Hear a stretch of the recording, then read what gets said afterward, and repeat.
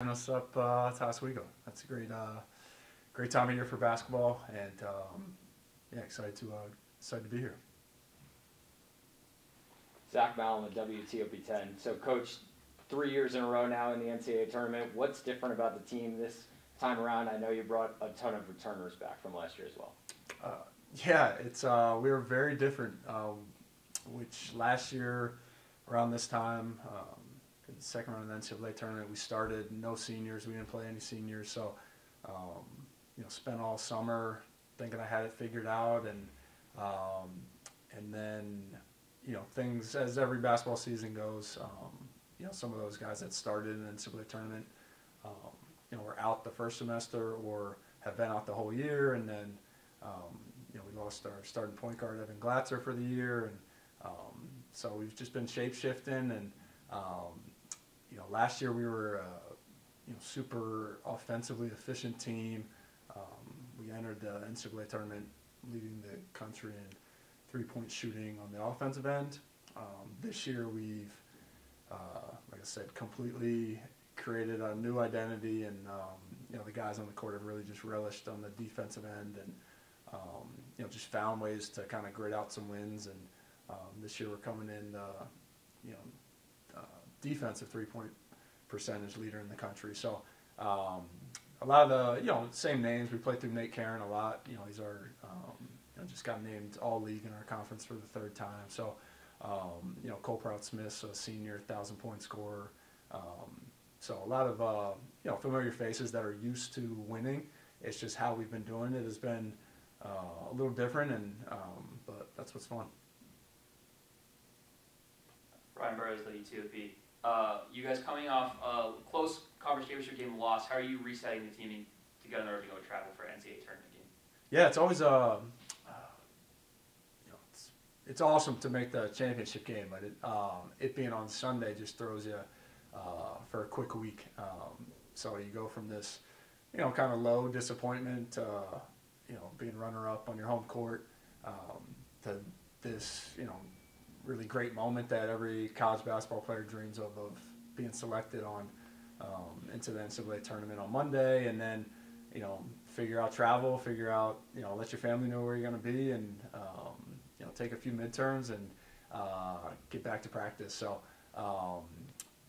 we are, I guess, fortunate. Our league is a Friday Saturday league, so our normal structure of a week, we just kind of it's new teams now, but kind of stick to that structure. But a few more moving parts, but just thrilled to be one of the 64 teams still playing. So going into this game against DeSales, they're one of the top shooting three-point teams. So obviously a team that in yourself who focuses a lot defensively at the three-point line. Do you think that gives you a real advantage there?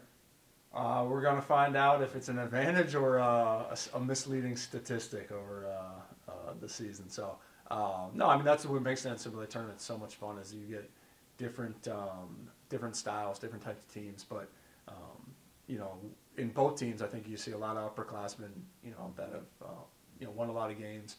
So, should be a great test. And, yeah, like you said, they're a really good offensive team. They play really well together. So you got to be on your game, and any mistake you make, they can burn you.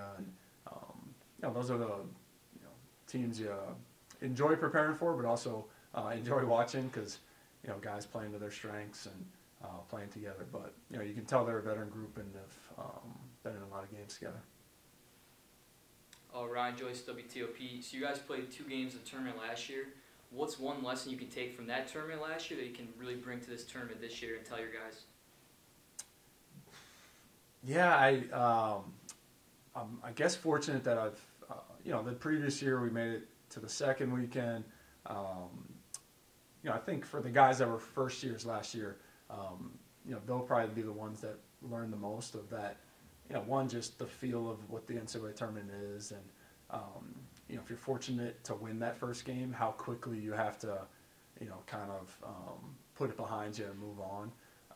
And just I think last year the learning that I took was, there's always this balancing act of coaches is, do you go heavy into what the other team is going to do, or do you kind of, keep refining who you are and what you do. And I think last year with a couple veterans out in that second round game, I tried to just pump the guys up for, hey, we're going to do what we do. And St. Joe's proved last year that wasn't the best plan. So, finding that right balance will probably be, stuff. But, you take it one game at a time. I mean, that's, we just went through our league tournament, and, you can't play the second game until you take care of business the first game. So, but it's really that. It's figuring out, how do you go from, for us, how do you go from an Amherst to a Trinity, and then how do you go from a Trinity to a DeSales? And because every game's, challenges you a little differently mentally and physically. So, again, that's what we've, I think, taken into this season from last year's tournament. And, we'd love to, use some of that experience this year, too, if we can get more than one game. Ben Diamond with the Oswegonian. Now, this is going into a neutral game for both teams, you and your opponent as well.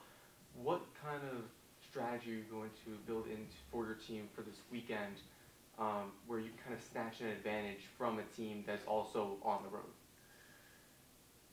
It's a good question. I don't know if I have an answer. No, I think, well, one, you hope, both. I think especially with a lot of seniors on both teams, hopefully, some of the families and, we get some crowd going as well. But, at this point in the season, probably DeSales and us have played in a lot of different environments. We had a sold-out gym last weekend at home, but we've played in, neutral site, 50-person spectators, and, over winter break and different things. So, and one of the things we preach is just, hey, it's the 20 guys on our bench, the players, the coaches. It is us, and we got to bring the energy. We got to support one another, whether there's 2,000 people in the stands or 20. So really kind of having it. Sometimes on a neutral site you can create that even easier. It's like, hey, it's about us.